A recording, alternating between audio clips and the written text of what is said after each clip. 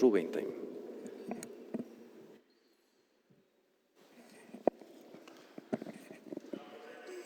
Bueno, muchas gracias, senador Guerra, muchas gracias al Senado por invitarnos.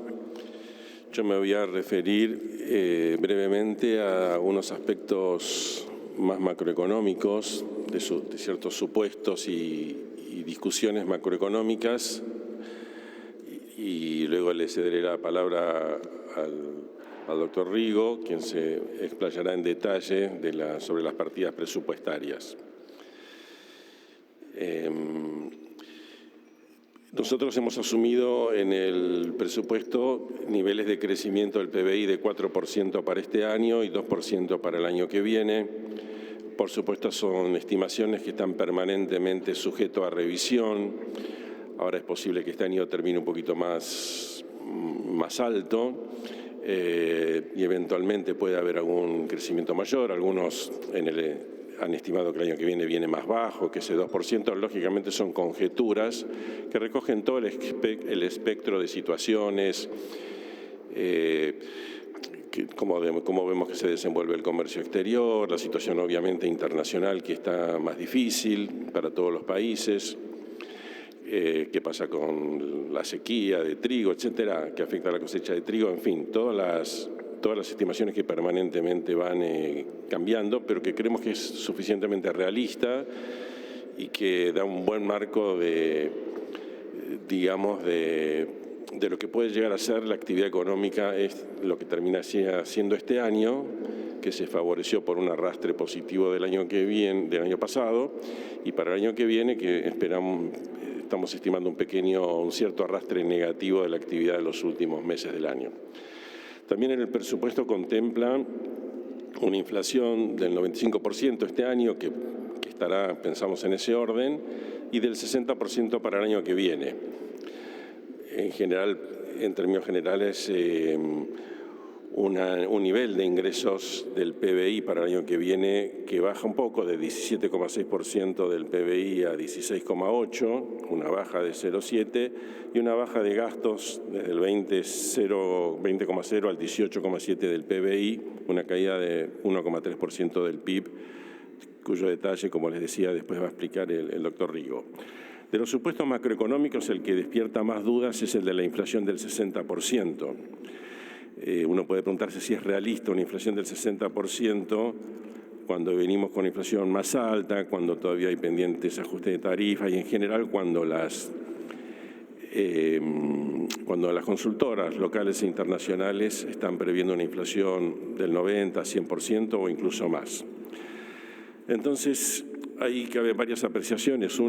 La primera es que si el Congreso vota este presupuesto, para nosotros es realista ese nivel de inflación, ¿no? Porque es muy importante en los niveles de déficit que vote finalmente el Congreso para hacer las estimaciones, la programación financiera y monetaria que le dan el marco general a la inflación. Y empiezo ahí con algo que el ministro Massa habló en los términos del orden fiscal. El orden fiscal es diferente para cada país y es diferente para cada situación dentro de un mismo país. El orden fiscal tiene que ver con las posibilidades también de financiamiento. Uno dice, bueno, ¿qué posibilidades hay de endeudamiento externo de un país? En el caso, Uruguay acaba de anunciar un bono que coloca 1,20% adicional de un bono del Tesoro, una tasa muy baja y nosotros estamos pagando, no podemos ni siquiera acceder porque estamos con bonos que rinden 30%, 25%, van fluctuando en valores de un riesgo país del 2.600%. Entonces, nosotros no tenemos esa posibilidad. Después, si la tuviéramos, habría que ver si es buena o no, pero ni siquiera podemos plantearnos. Si tuviéramos 200.000 millones de reservas, podríamos pensar que hay cierta capacidad de financiamiento de un déficit mayor y destinar, no sé, 20.000 millones o 30.000. No hay ninguna chance porque tenemos bajísimos niveles de reservas.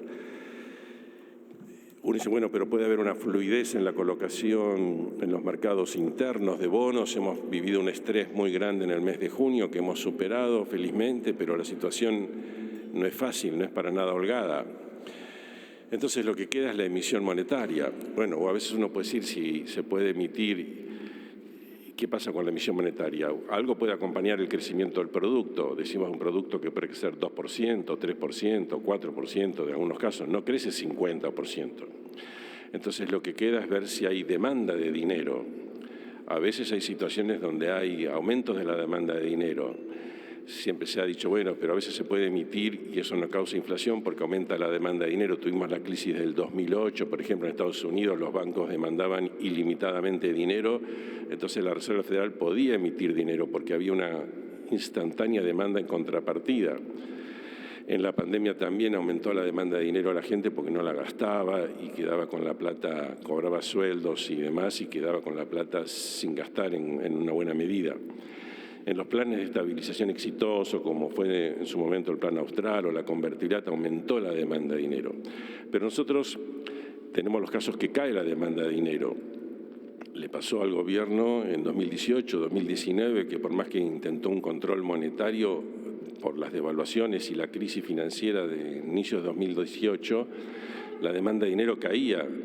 Entonces había un desequilibrio monetario que convalidaba permanentemente tasas de inflación alta. Y lo mismo obviamente pasó en todos los periodos de hiperinflación, que la hiperinflación básicamente se define como una violenta caída de la demanda de dinero. Y nos está pasando ahora. Hace poco, hace menos de un año, la relación base monetaria PIB era del 6 puntos del PIB y ahora está en 4,5. Estamos en un proceso de caída de la demanda de dinero que alimenta permanente la inflación. Entonces, el orden fiscal tiene que ver con la situación que uno enfrenta y en este caso significaría tener el menor déficit posible, idealmente cero e idealmente ir hacia el superávit fiscal. Ahora, nuestra estimación para este año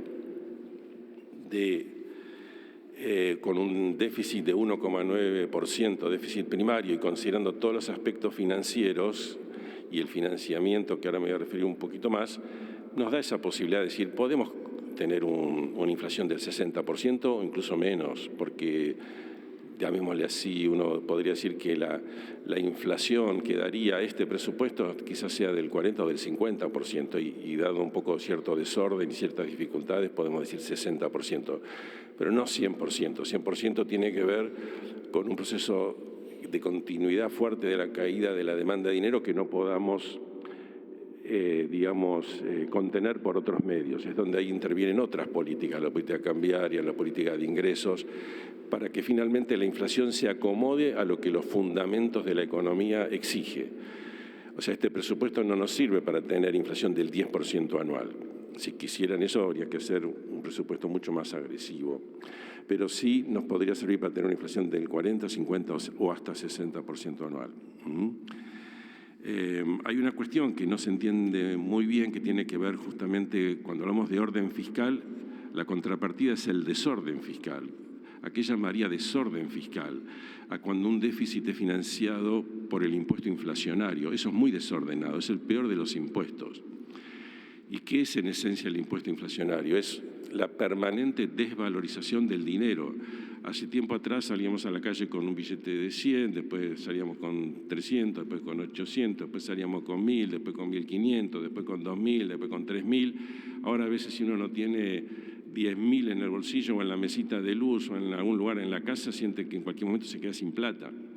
Toda esa reposición de dinero, aunque uno no lo experimente a conciencia, cada vez que repone dinero por la inflación, deja de gastar.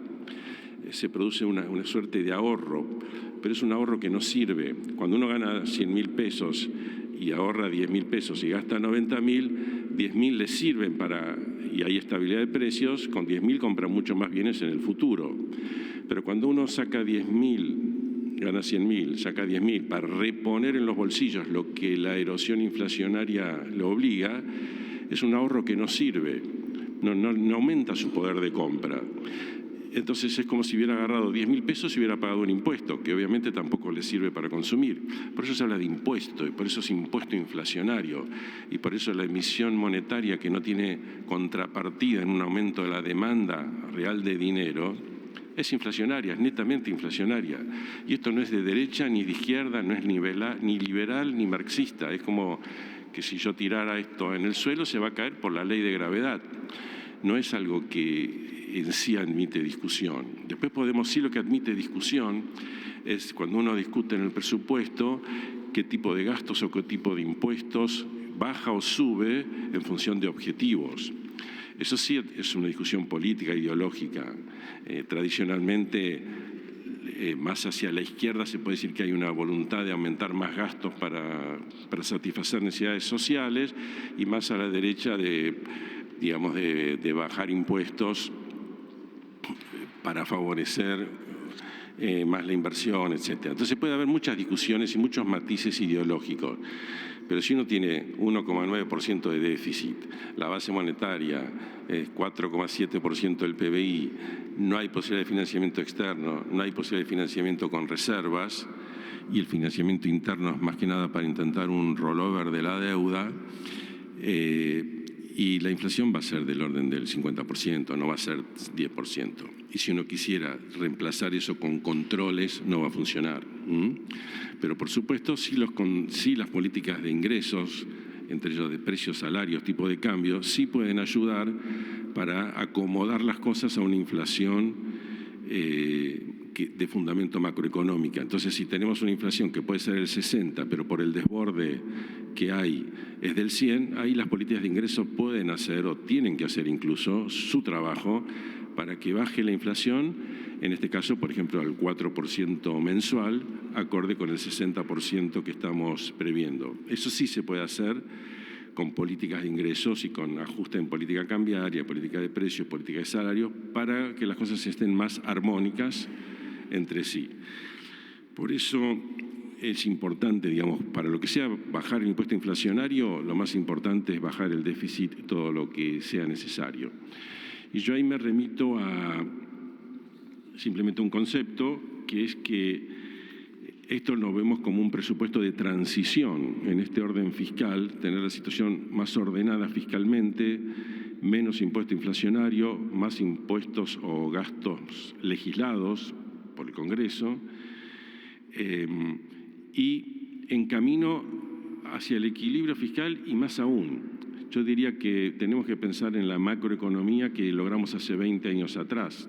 Hace 20 años atrás logramos nosotros, los argentinos, que tener un superávit fiscal primario de 3% del PBI, con ese ahorro del sector público se traducía en ahorro externo y teníamos una cuenta corriente externa superavitaria del 2% del PBI, con un tipo de cambio único, unificado, no había brecha, no había controles de cambio, los controles eran ociosos. Una persona podía tener 2,5 millones de compras de dólares por mes, lo que ahora es 200 y con limitaciones. No había situaciones de control de cambios, el dólar era único. Y en este contexto teníamos 40.000 millones de dólares de reservas netas. Hoy tenemos a duras penas girando alrededor de 6.000, después de todo el operativo del dólar soja y demás. En esos momentos, entonces, teníamos esa situación y logramos tener inflación del 5% anual. La tasa de la LIC fluctuó entre 3 y 6% anual. O sea, esa economía nosotros la logramos. Nunca debimos habernos apartado de ella. Entonces yo creo que todos los dirigentes políticos deberían un poquito reconocer los distintos errores que nos llevaron a perder las reservas, a endeudarnos, a salirnos de eso, porque empezamos después a tener déficit muy altos. Lógicamente se justificaba en una situación de pandemia, pero no antes ni después. Y por ende, volver a esos equilibrios macroeconómicos que nos permitían estar bien. Y la economía crecía, no era la paz de los cementerios. Tener 5% de inflación no significaba que la economía estaba parada, ¿no? La economía crecía robustamente. No nos endeudábamos, acumulábamos reservas. Yo personalmente en ese momento trabajaba con el doctor Labaña para ver cómo hacíamos para hacer un fondo anticíclico, como hacía Chile, como hacía Noruega, porque nos sobraban los dólares, nos sobraban los dólares. Entonces, creo que en la mira de ese tipo de macroeconomía ordenada y de país ordenada es donde aparece, país ordenado, es donde aparece este presupuesto que lo vemos como una transición en ese camino, que es una mejora fiscal, un orden fiscal que nos debería posibilitar y hacer realista esa inflación del 60% y muchas otras cosas más hacia justamente una macroeconomía que nos sirva a todos los argentinos, que les sirva a todos los argentinos para que florezca la inversión, florezca el crecimiento y el empleo. Bueno, dicho esto, le voy a dejar la palabra nuevamente al doctor Rigo para que se explaye en todos los temas específicos del presupuesto. Muchas gracias. Gracias, licenciado.